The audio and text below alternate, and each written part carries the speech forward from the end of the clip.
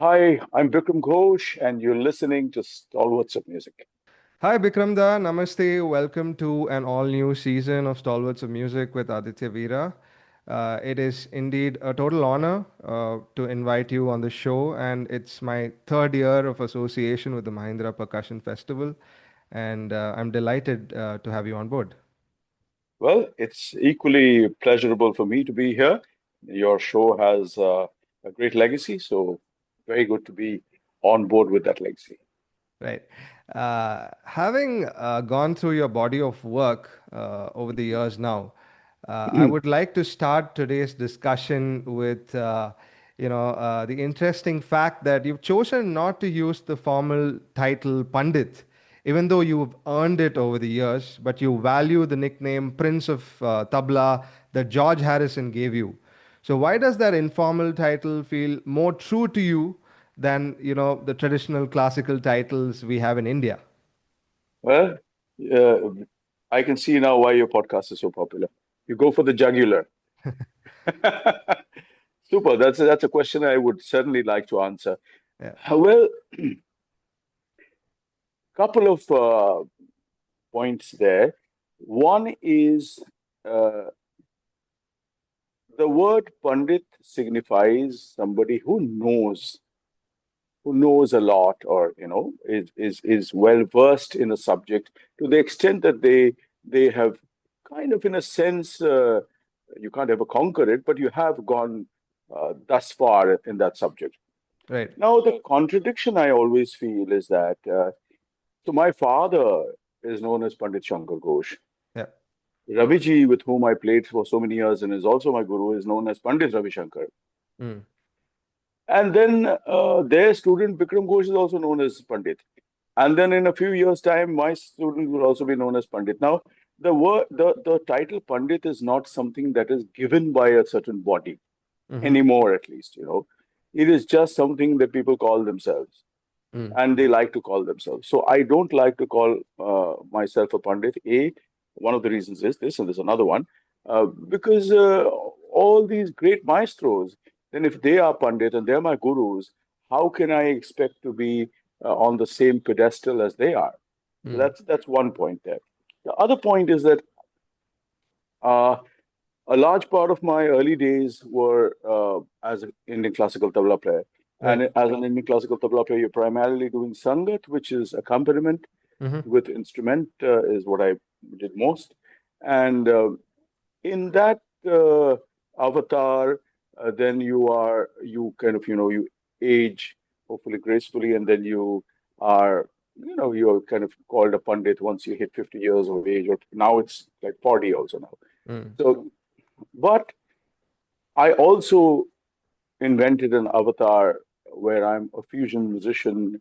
I'm somebody who plays my chest, somebody who plays the an electronic hand sonic along with my tablas. There is a certain avant-gardeness to the image as well. Mm. And in that image, the word Pandit doesn't quite fit, is what I think. So if somebody needs to call me, I'm very happy with just Bikram Ghosh.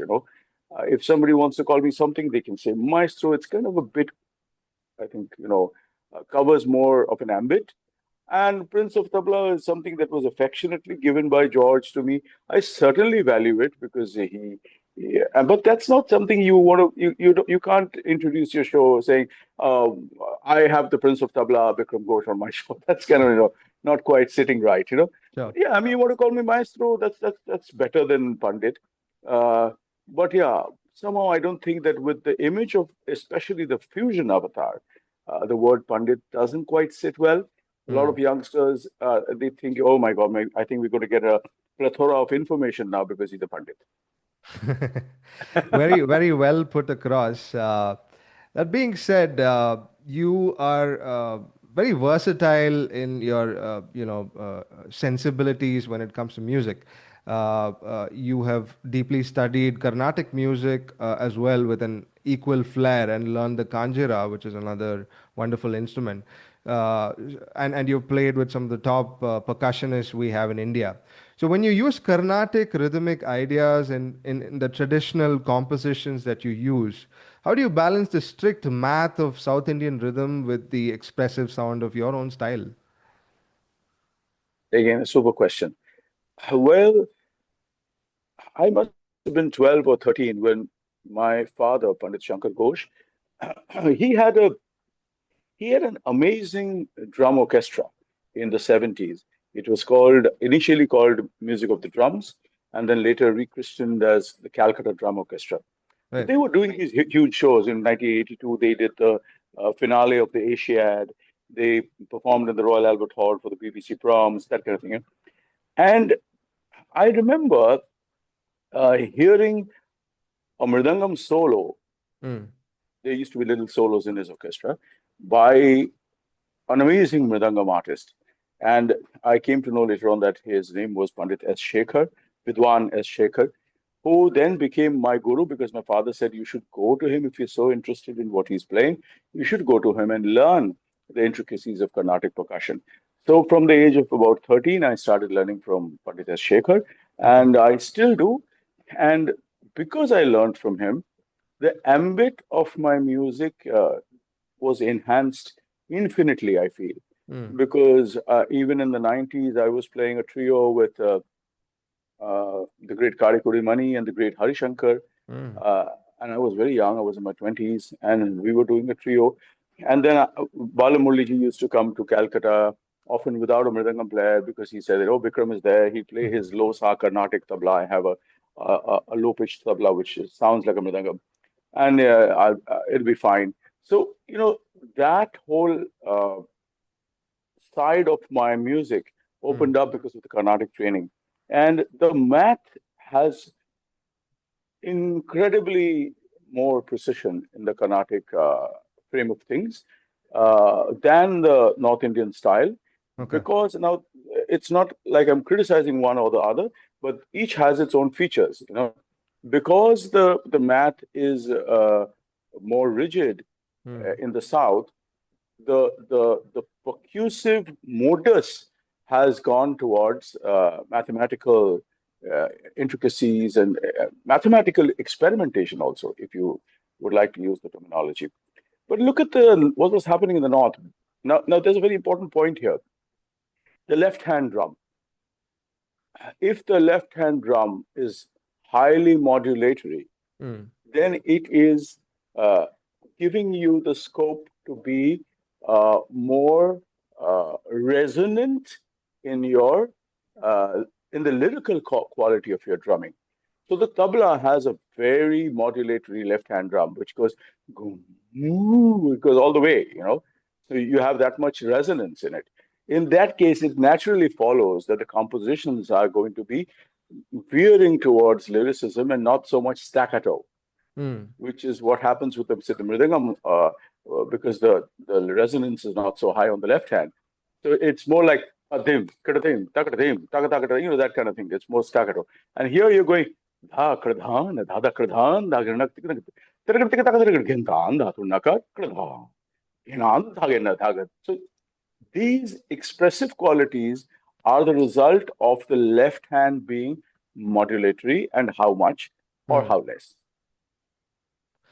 But if I may ask you, when you make music, right?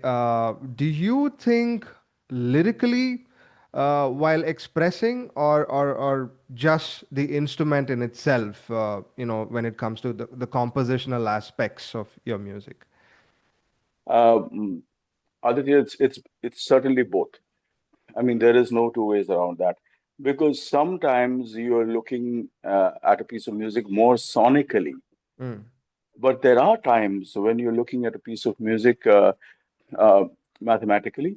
Like I have a very popular track called "The Dance of Shiva," which begins with a korbai.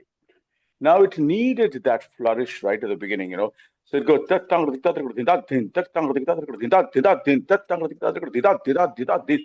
that you need when there are four drummers playing together and you enter the piece with a flourish.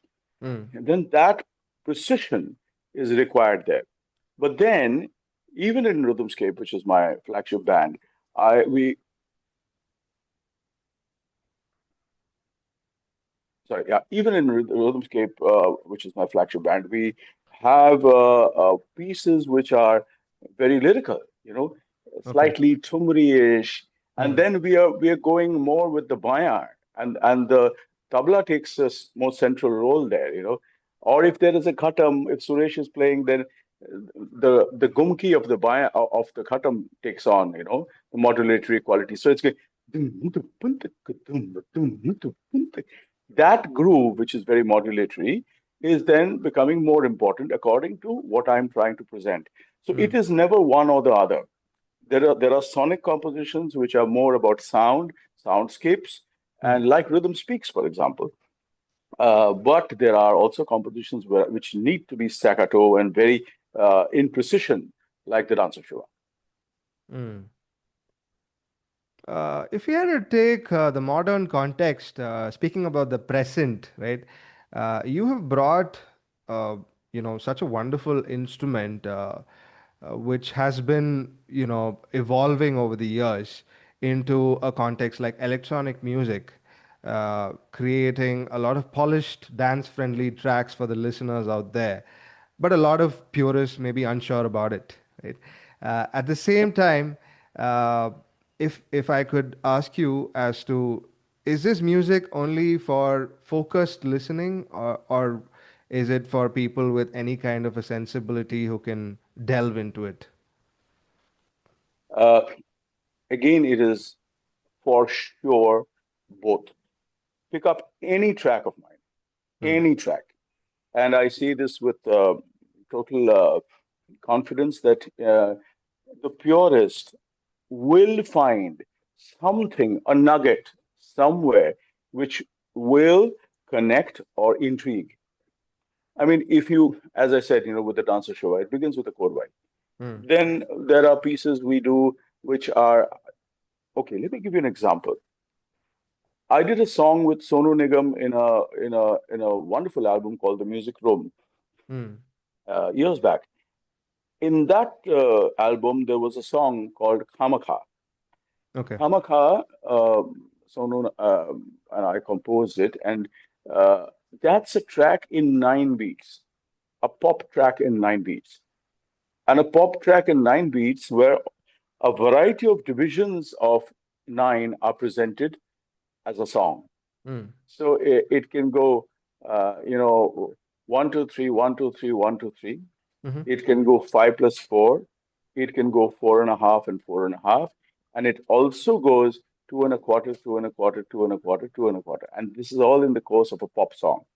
So because I am a highly trained artist in Indian percussion, both sides of the percussion firmament, I uh,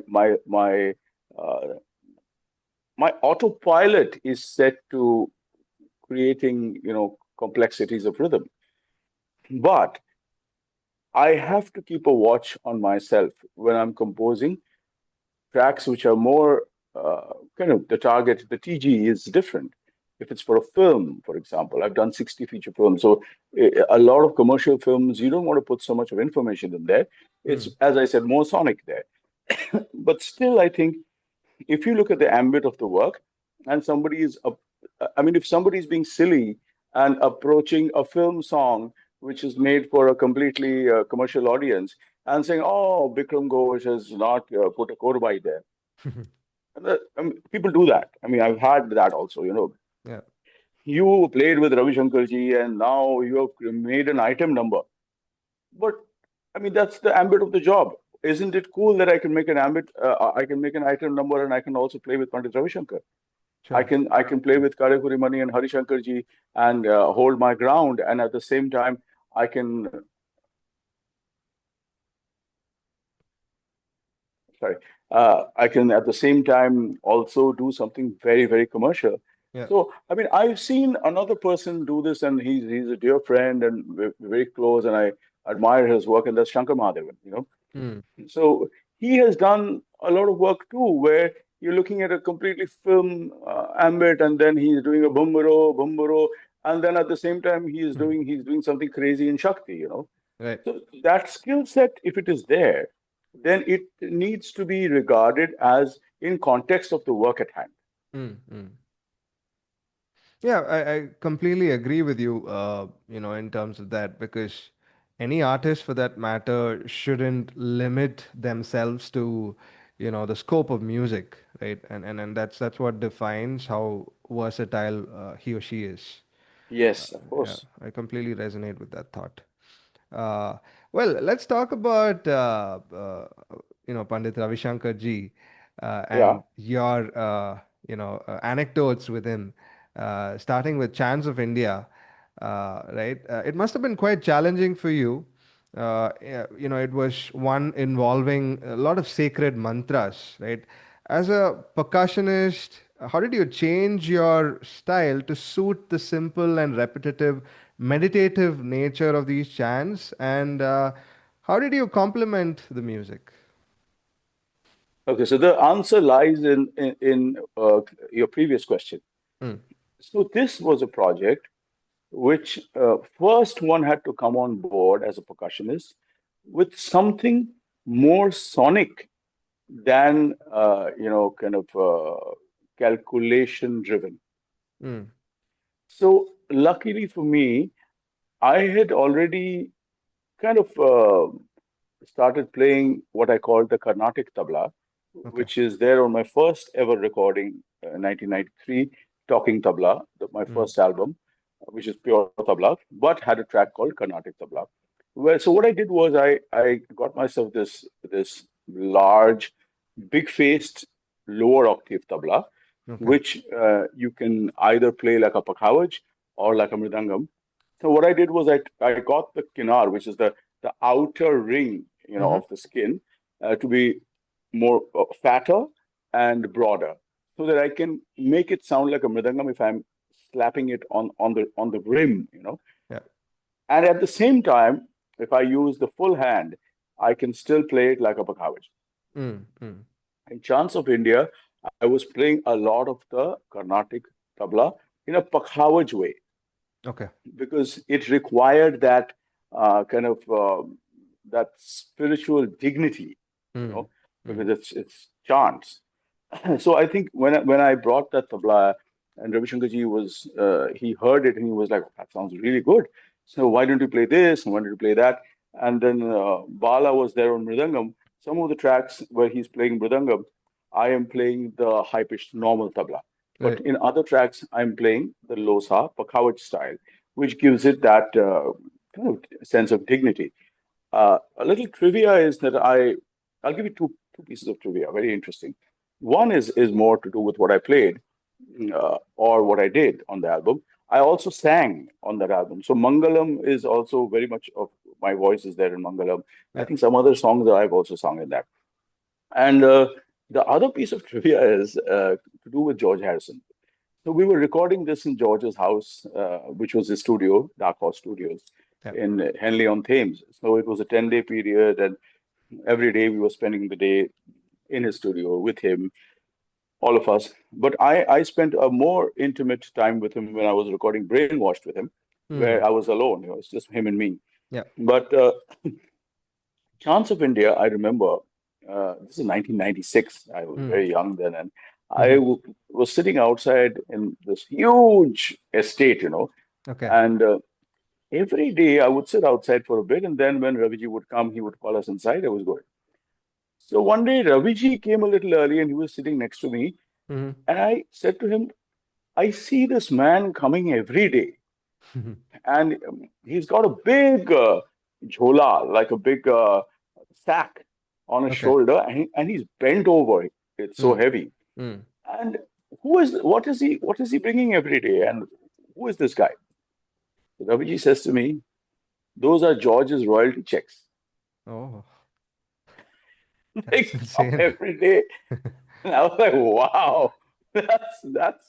And here George is sitting on the Right. on the roof somewhere and playing a guitar, Mm, and and he was so incredibly spiritual. He was such a right. humble man. Right. But this is him. He was a Beatle, and Mm. he was getting these huge royalty checks coming in sacks. Amazing. That's that's great to know, and must have been a great session to work with George? Like, what was he like in the studio?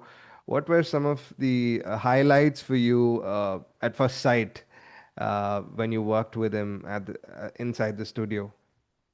Well, see, for me, first and foremost, it was Raviji because Raviji was the one who was leading the Right, show. It was his composition.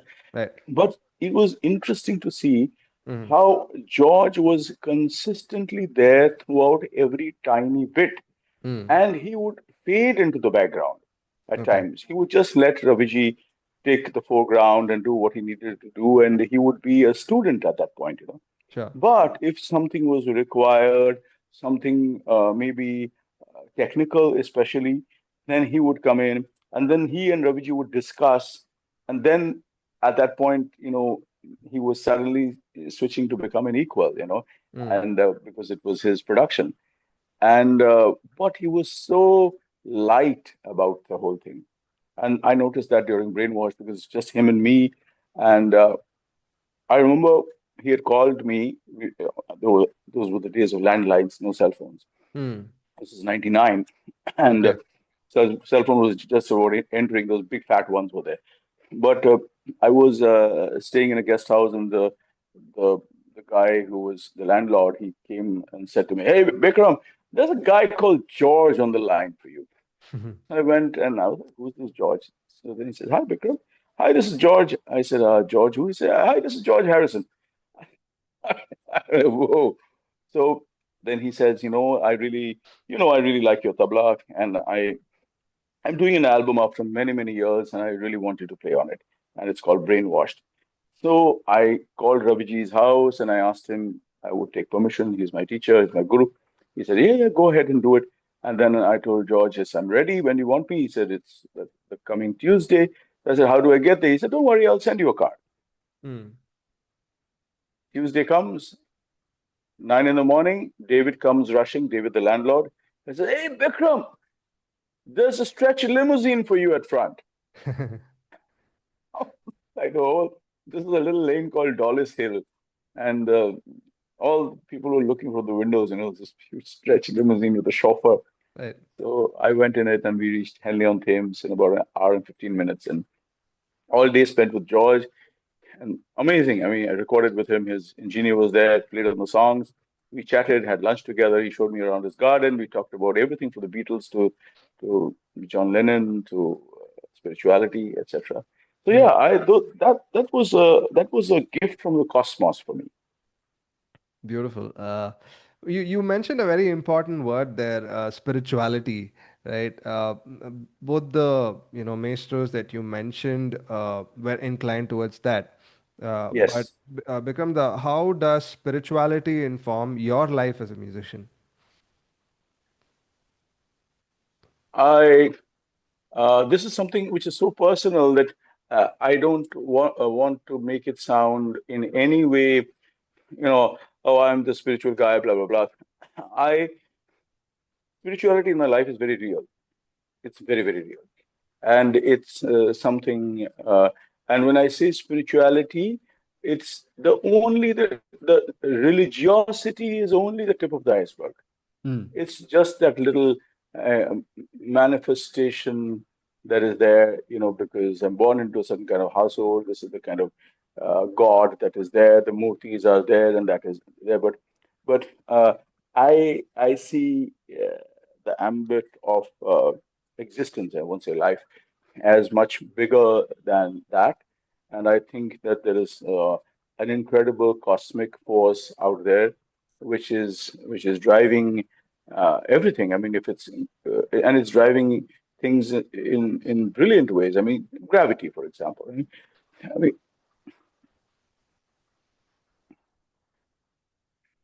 yeah. So I see spirituality as something which permeates my every moment, Okay. uh, every day, and I like to view the world from that lens. Mm. And I have been influenced by a fair number of people in that sense. I've also read up a lot. I had moments in my life which were crises, and then I veered towards spirituality, and it certainly I feel came to my rescue Okay. on several occasions. And it's a mindset. So I've been meditating for 20 years now. Right. I I like to think about these things, and that there's much more out there than Mm. just,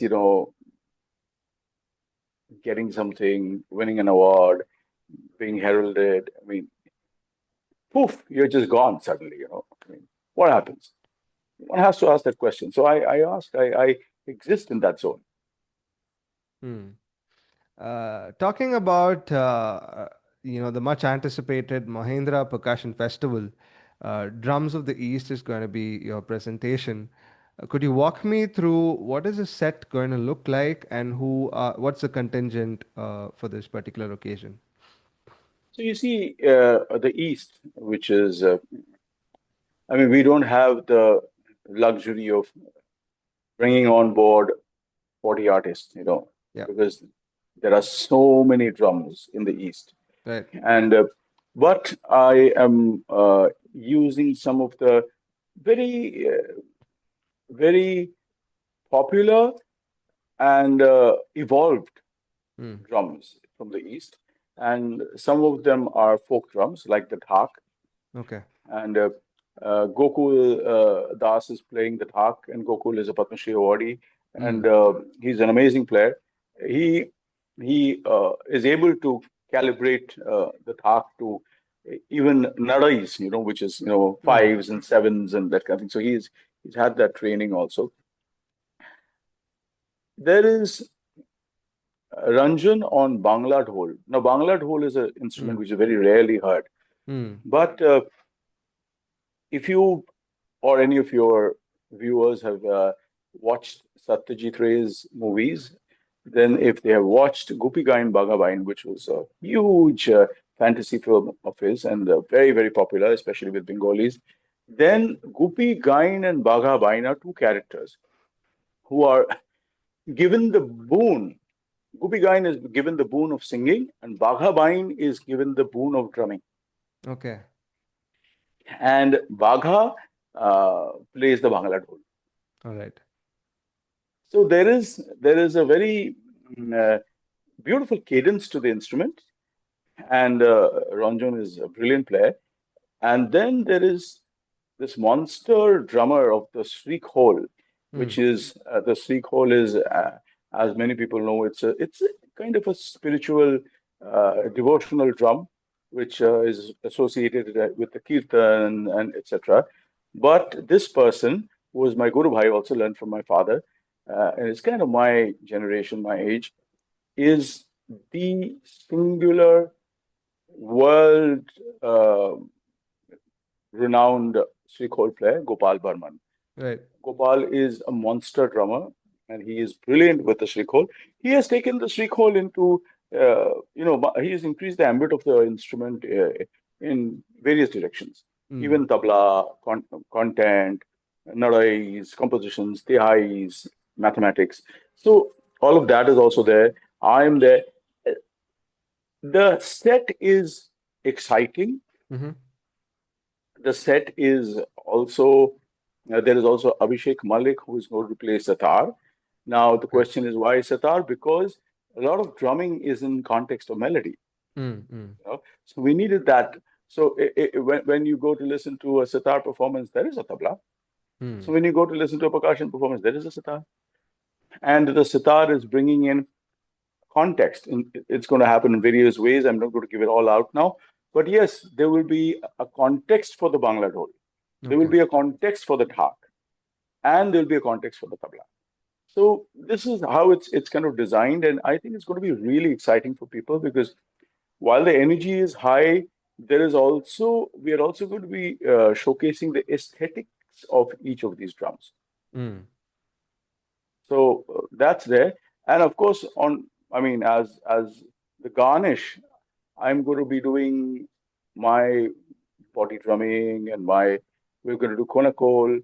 And the Nice. konakol is all very different. The konakol of South Indian drummers is very different from the whole konakol. Mm. So uh, How different is it? different syllables. I mean, uh, it's like Jhaguru, Guru Guru. words like that, those are there in Srikhol. Okay. So uh, tabla is kradhan, and then the southern part is different. It's tadin, kradin, that kind of thing. So it's more staccato again. So all these nuances are there in the Konakol part of it also. So we're going to bring all of that. And I think it's going to be not only very entertaining, it's also going to be very eye-opening for a lot of people who have not been exposed to these drums. It's brilliant, right? Like how you all orchestrate all of these ancient instruments from different eras and put together a masterpiece. If I may ask you, what was the impulse behind orchestrating this for you? See, the Wobble guys, they brought me this concert, and they said, uh, what do you think would be interesting? It would be nice because see, these are the other things we're looking at, and there is a set that Umalpuram ji is doing, and there is another set of this and that, and there. So, what would you like to bring that special? So, I Right. thought drums of the East is very signature in a Mm-hmm. sense because I come from the East, Mm-hmm. and the kind of there is. So, what is a drum? A Right. drum is signifies a certain culture. There is a culture which is intrinsically woven with a drum. Mm. I mean, if you're looking at Latin percussion, then you are looking at a certain culture. Right. I mean, look at the culture of, say, Southern India, the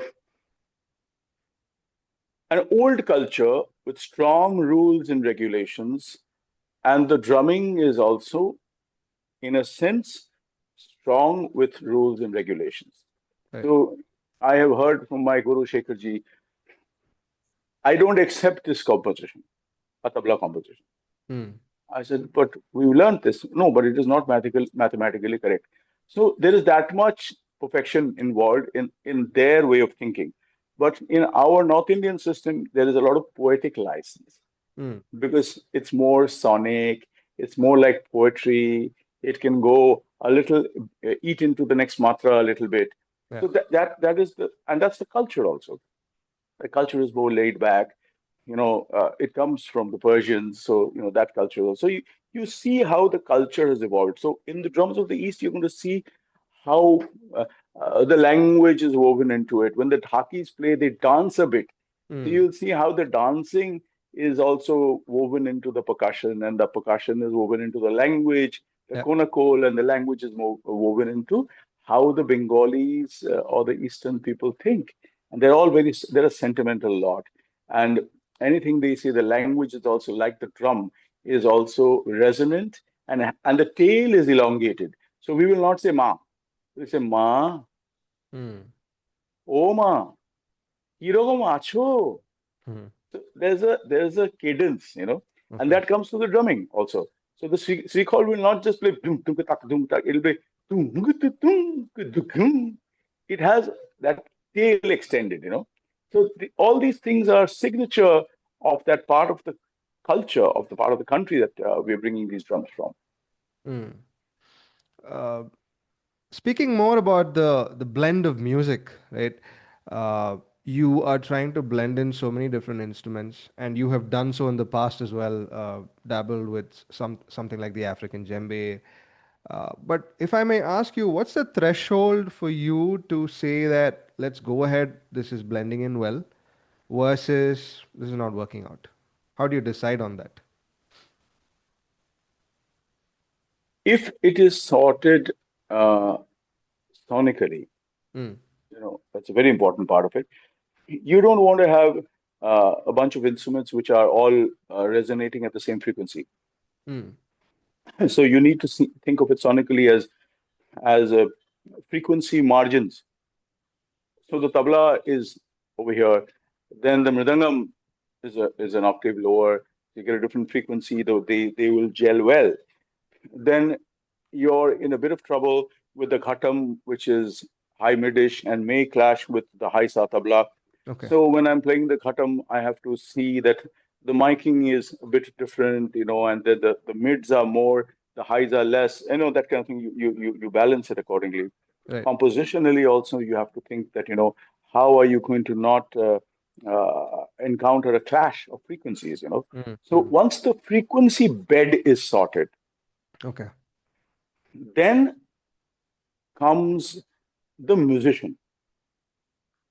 Almost always, a top end musician knows these things instinctively.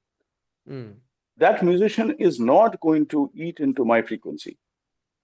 That musician, if I'm playing, now suppose Suresh is playing a nice khatam groove, and quite fast. Yeah. I would then try to supplement him more, accentuating the baya, Mm. Mm. because then I'm giving him another frequency, which is, making it nice and rounded. So the human ears are in a comfort zone.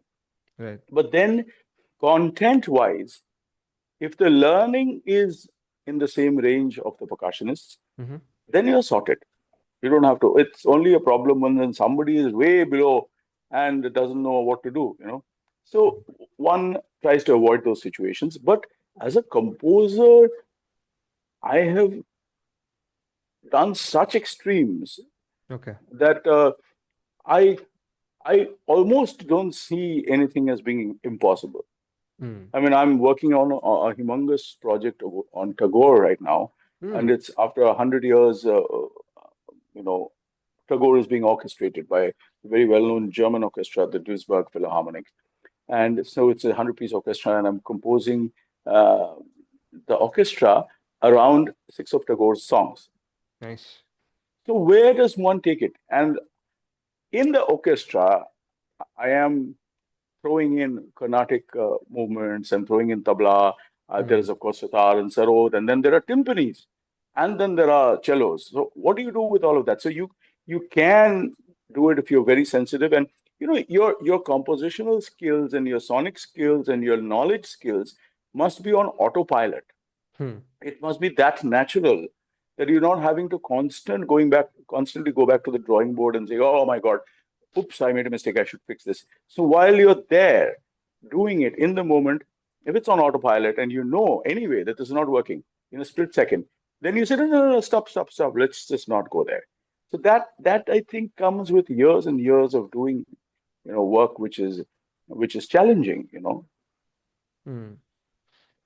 Speaking about the different tabla makers in our country, if you could quickly educate my listeners and point some of the different elements that really matter to you, and the different kinds of tablas that you've been using in your repertoire over the years.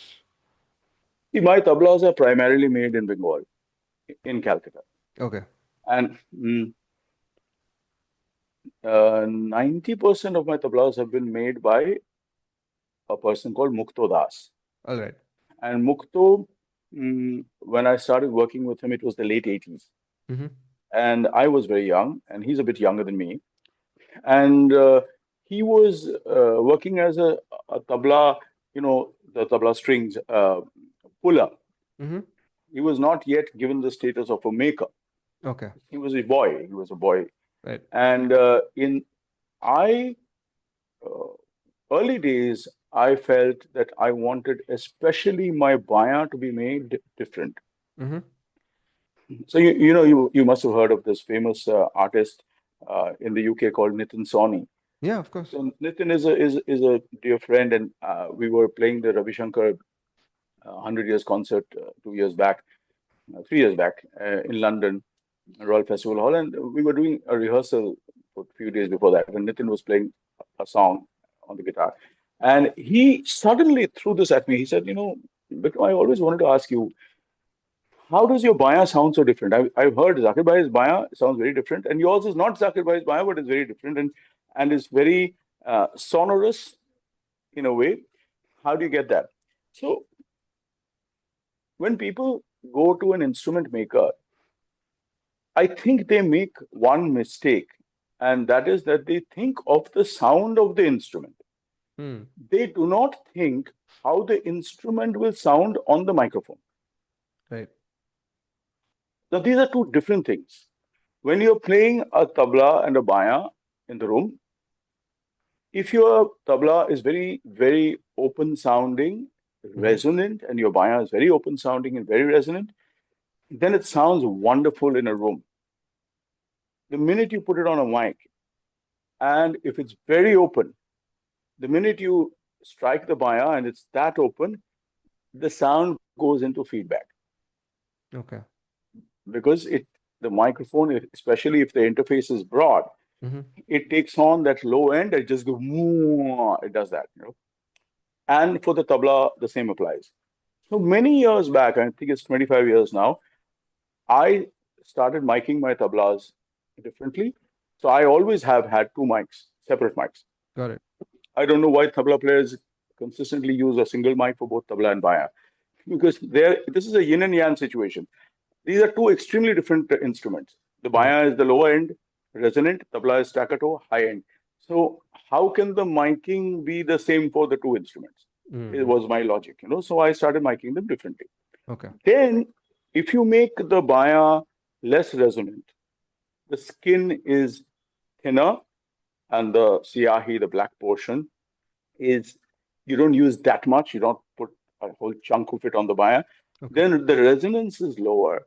What that does is it gives you the opportunity to increase the level and the low end on the microphone Mm. because it's not that resonant. So then Mukto started doing this for me, and it was a hit from the word go. It just worked out. And a lot of people used to come and play after me or before me on the same microphone, and they used to complain the mic is so bad. But how was it good for you? Hmm. So because it was pre-calibrated when the Of instrument was course. being made, you know. Yeah. Yeah. So that these are things which are very, very important. A wonderful instrument maker, Prabhas, passed away just a month back. He was in Mm. his early 50s. Amazing maker. He was doing wonderful work. He was making a lot of my tablas. Very sad. Uh, there is Shamul Das, who's another veteran, brilliant maker. He's very sick right now. We are hoping that he's going to recover. Okay. But this is an art in the hands of a very few people. Mm. It really is so important to hone these people and see that the next generation, their students continue this craft. Right. And I'm a bit worried there because I do hope the governments across the country uh, are conscious of this and they you know give them grants or help them procure the grants also because they're not in that headspace to know what is there for them. Mm. Mm. But this is very important. Instrument makers have to be supported in our country. Yeah. Otherwise, these wonderful instruments are going to become obsolete. For sure. I completely agree with you. I was having this conversation with another wonderful musician who's also playing at the Mahindra Percussion Festival, Praveen Sparsh, right? And he spoke to me about this book about Sebastian and Sons, Mridangam makers who pioneered the craft, Hmm. right, over the years. And I really hope that they give more prominence to different instrument makers, be it like even Basuri for that matter. Rakesh ji was talking to me about some of the Yeah. prominent guys who've you know uh, got lost in time, right? Yes, of Yeah, course, of course. yeah, I mean, look at Sarod and Sitar also. I mean, there is just so few yeah. who are. Uh, we all have to work hard to see Correct, that they are all comfortable and they are right. supported. Totally. In the interest of time, I'd like to come to the last part of our agenda, which is a quick rapid fire. All right. Sure. First question for you, Bikram Da. What is that one song that always makes you cry? Uh, well, can I say not cry and say it just uplifts me somewhere where I am full of emotion? Sure. Kishore Kumar आने वाला पल जाने वाला है. Nice. R.D. Burman, Kishore Kumar, film Golmaal, one of the most beautiful songs and I listen to the song literally every other morning, and All it's right. been the way for the last 45 years. It Beautiful. does something to me. Nice. Do you have a favorite guilty pleasure song? I'm listening to a fair bit of hip hop nowadays, Oh, and I'm nice. working with hip hop also quite a bit. So Nice. I'm I like just in general. I like hip hop with electronica. And there's a guy who I worked with. I listened to his a track we are working on quite a bit, and I listened to it. Sometimes in hiding because my mother is still there. She's a pure classical singer, and she's like still goes a bit. What's this guy up to? So this guy's name is Devil. There's a Bengali rapper called Okay. Sidzi. I listen to them, Okay. and I get a real kick. Nice. Hypothetically, if you were granted a superpower and you get to, bring the dead back to life and have a dream ensemble where East meets West, who would you like to have in this dream ensemble of yours, Vikramda? That's a big one. I mean, it's there's a lot of people out there, and of Yeah. course, But see, I'm a huge fan of a few people. As I said, Kishore Kumar. One of the big regrets is that I've composed so many songs in my life and so many work for film, even independent albums. Recently, I did a beautiful album, two beautiful albums with Hari Haranji. But I will never get to work with Kishore Kumar. He's like a god for me. I mean, the way he sang, completely untrained. There's something so pure in his voice. So Yeah. that incredible baritone. Kishore Kumar, of course. I would like to have my compositional guru there Mm-hmm. helping me with this ensemble. That's R.D. Burman. Okay. I would like uh, maybe to get Ella Fitzgerald to sing. Nice. I would like to have Quincy Jones to arrange. Super. Oh, this will go on, Aditya. You're going to Yeah. open a Pandora's box now. Right on. What is your favorite cuisine? Any good cuisine where the food is good. But there is one that I am particularly very fond of for a couple of decades now, and that's Japanese. Okay. Japanese cuisine, can I tell you a little story? Please do. My first trip outside India Right. professionally was in 1989 with my father's drum orchestra. I've mentioned that before. Yeah. That was to Japan. And we landed in a small town called Shirahama. Okay. Shirahama, we were there for a week, and everything was, you know, kacha, at best boiled, marinated, and I couldn't eat anything. Circa 1995, I've traveled to Japan again with Ravi Shankar ji. We're sitting at this very kind of, high-end ambassadorial dinner, and Ravi sitting next to me. It's, typical Japanese traditional style. And all this food comes, and there's squid and octopus and what have you. And Ravi sees me hesitating. So he looks at me, and in my ear, he says it in Bangla, I'd say it in English for your viewers. He says, Vikram, you've been a good Bengali boy for all your life. This is your chance. If you want to be a global musician, if you want to work with other cultures, you want to go out there and jam uh, with confidence and knowledge with an Afro Cuban artist Yeah. or anybody in the world, you must accept their culture. And Hmm. the best way to accept their culture is to put the food of that culture in your mouth. Do not judge it. Something snapped in my head. I picked up the food, I ate it, and thereafter, I very quickly learned how to use chopsticks, and I can eat with chopsticks as fast as I can eat with my hand. Lovely. And um, today, I'm a bit of a connoisseur of Japanese food. I love that. That's such a great anecdote and a wonderful story. Yeah, thank you for that. Welcome. If you had to describe your experience being on my podcast, how would you describe it? I would say uh, myriad. Right. The one word is myriad. And you have touched upon a lot of things, A, in percussion, B, in an artist's life, which includes spirituality or not, or the lack. It includes characters. It includes technique, sound. I think it's certainly one of the best podcasts I have participated in. Thank You you. have touched upon pretty much the whole ambit of an artist, and commendable. Thank you. Thank you, Bikram Da. Means a lot coming from you. One last question for today. Down in the distant horizon, what would you like to be remembered as? An artist who was fearless, pushed the line, worked very hard. Beautiful. That's a great answer for a closure. This interview will be aired on Big FM Shillong and Aizol, and it'll also be out on my YouTube channel, Aditya Veera 1994, and also streaming at a later point on all major streaming platforms. Thank you so much, Bikram Da, for your time. It's been such an incredible blessing, honor, and a privilege to have you on the show.